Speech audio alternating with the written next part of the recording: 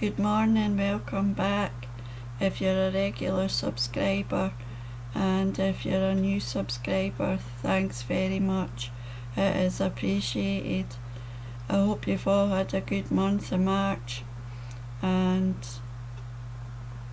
I'm cheating a wee bit because I'm filming this on the 20th. So by the time you get this video, the clocks will have moved forward, so hopefully that will be us getting into getting into some better weather. We can only hope, because the winters are so long and they can be quite depressing as well. I've decided now that what I'm going to do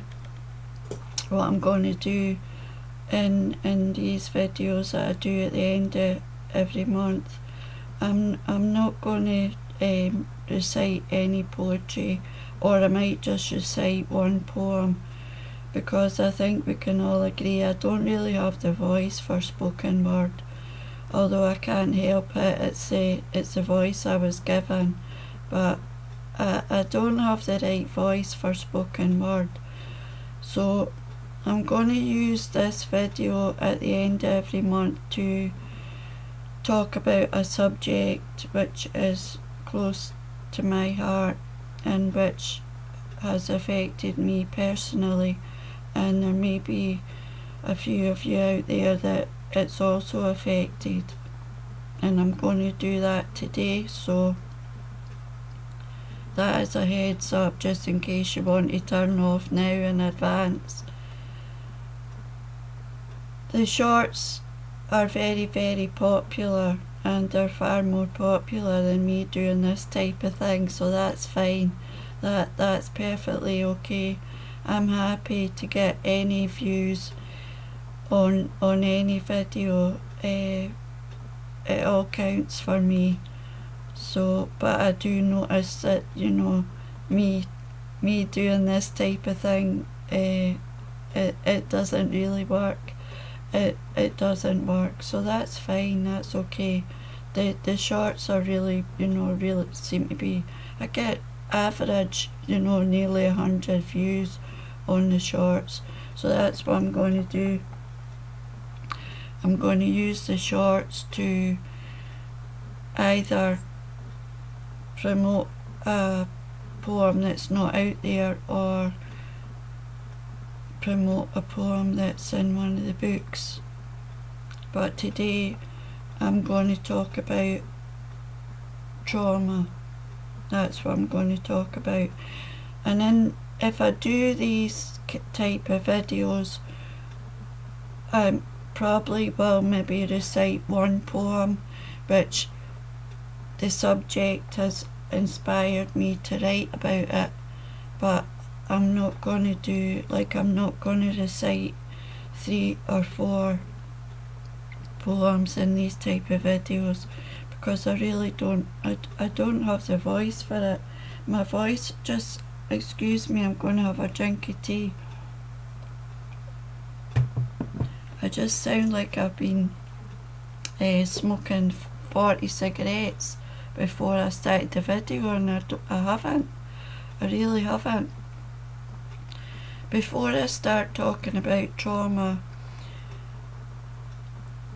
with regards to my poetry, I had another submission accepted for spellwords.com, so I think that's about 6 submissions I've had accepted already this year. I did, a couple of weeks ago, I had I thought I had a eureka moment, but it hasn't turned out to be. As we all know, I have self-published 4 collections, and none of them have been particularly successful, and I'm still trying to get to the root cause of why that is. And a couple of weeks ago I found out that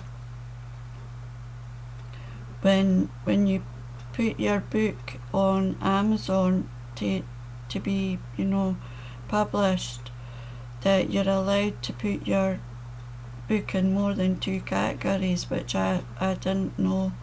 And so I did that. I did that with my two best ones. My two best ones, I would say, which is the last two. And it stands to reason, it stands to reason that you think about all the books that are on sale on Amazon, and your book's only in two categories, especially if you're an unknown author. You don't stand a chance. And I did that, and as soon as I did that, in the shadow of my pen, the surge was like, it was like a roller coaster. And I thought, yay, I've found it. I've got it. Click. But I went on to KDP last week, and yeah, one book had sold.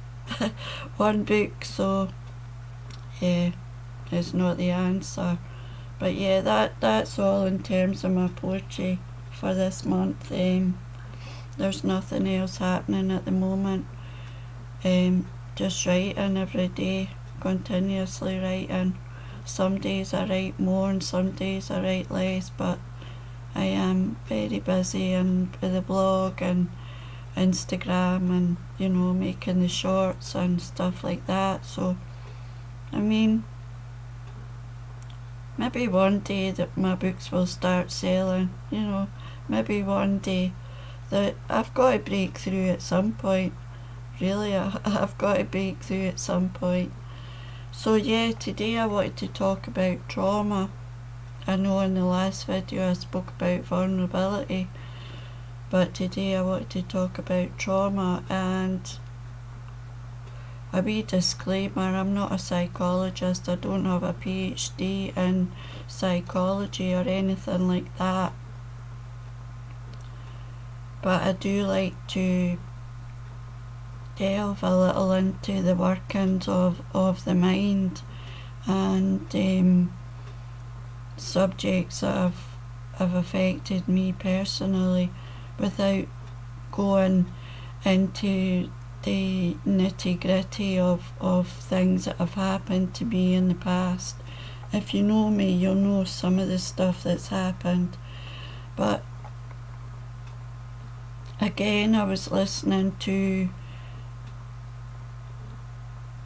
a lady on YouTube talk about trauma, Gabriella, I think her name's Gabriella Bernstein, and she, like Brené Brown, has quite a few books out, and she called trauma shame.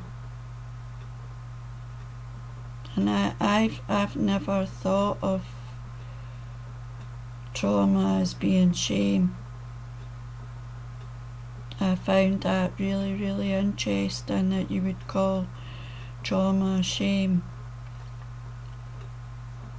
I have been affected by trauma.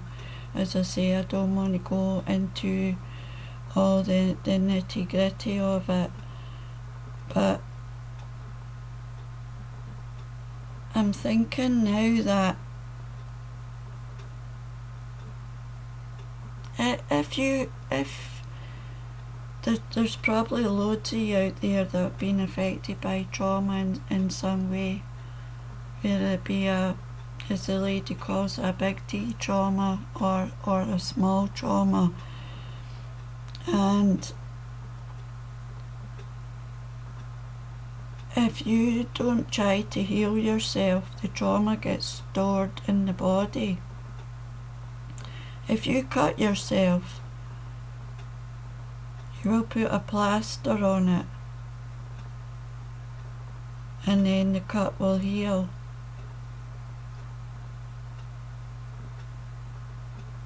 But, and I'm only talking from personal experience here, if you don't deal with your trauma, it gets stored in the body. And now I'm thinking, and I saw another video by somebody, and they were talking about chronic fatigue. I'm thinking that all the trauma that I've got stored in my body could be the cause of my chronic fatigue, because I've never and I'll hold my hand up. I've never dealt with any more trauma. And I have a lot of trauma that needs dealing with. And it goes way back. Way back. I'm not, as I say, I don't believe in washing dirty linen. Although, it's not dirty linen, it's a personal thing, that it's something that affected you, but I'll say, if I go right back to when I was a child, and I go back to when I was 5 years old, and you'll all know, if you've read my bios, and if you know me personally, you'll know that I was born in South Africa, and we came over here when I was 5. My earliest memory is the sound of the engines, the Boeing 747 coming over. But I don't remember my mother or my father explaining to me why we did leave South Africa. 5 years old, leaving all my friends behind and coming to a strange country. That must have been, for me, the start of my trauma. Most trauma goes back to childhood at some point. There's a point there. And then, there's other things that happen. I can remember getting bullied at school. That's trauma. Not to mention the other trauma, which I'm not going to discuss on here, which happened over a long period of time. That must all be stored somewhere in my body, and if you don't deal with it, it's trapped and it's got nowhere to go. So what is it going to do? It's going to produce some kind of illness and some form of pain, I would imagine, because it's got nowhere to go. It's stuck. And what we do, because it's not easy going back to that time, it's not easy going back to the place where we were subject to abuse or we were bullied. It's painful. It's really horribly painful, and we don't want to go back there. So what we do is we run away. We run away from it, or we find some other way of coping with the pain. So we get addicted to alcohol or any other kind of substance. We use all these things to numb the pain, but all it does is increase the pain, to be honest. It doesn't solve anything. It just increases the pain. It doesn't solve it. I don't drink and I don't smoke. I've never taken any kind of substance, but I am guilty of shopping a little too much. Not to the point where I've got myself into debt or anything like that, do have a kind of, yeah. So that is a form of addiction, like anything else, you know. So what I've been trying to do over the weekend is trying to go back. And another thing I would say, which, you know, there's loads of you out there who have experienced trauma and who are trying to heal yourself. It's not going to happen overnight. It's not going to happen overnight, but it has to be done. It has to be done, and it will be painful, but it has to be done. There's no other way, you know. It's like carrying a trunk full of clay around. That's what it's like, you know. And I've been carrying it around for years. And I'm 56 in May. So there you are, you know. So that's my take on trauma. I wanted to talk about trauma today. And I did, as I say, it did inspire me to write a poem. And the poem is called Shame.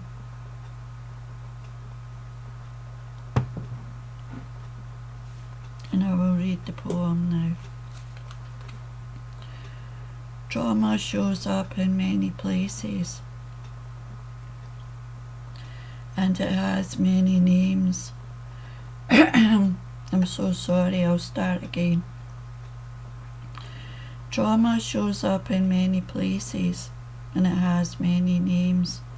However, the big T trauma word that no one likes to use is shame. Who wants to be vulnerable on a world stage or write their words out on paper? There are already so many haters, so we push the shame away. We swallow it down with any substance we can find. Shame must hide. Shame is not good. How do we go back in time to the scene of the crime? The place where we were abused. The playground where we were bullied. We run from our shame to try and protect ourselves from further damage. Yet in doing so we hurt more. Trauma stores itself in our veins. It cannot be released until we face it. We are not to blame. There is no shame in trauma or vulnerability in pain. But we cannot heal from anything if we keep running away. And it's true. It is true. Running solves nothing. Absolutely nothing. I'm afraid. And I know that. I'm a living testament to that. So, another really very philosophical video for this month. If you did turn off halfway through, well, you know, maybe trauma has never affected you. And if it hasn't, you're really lucky.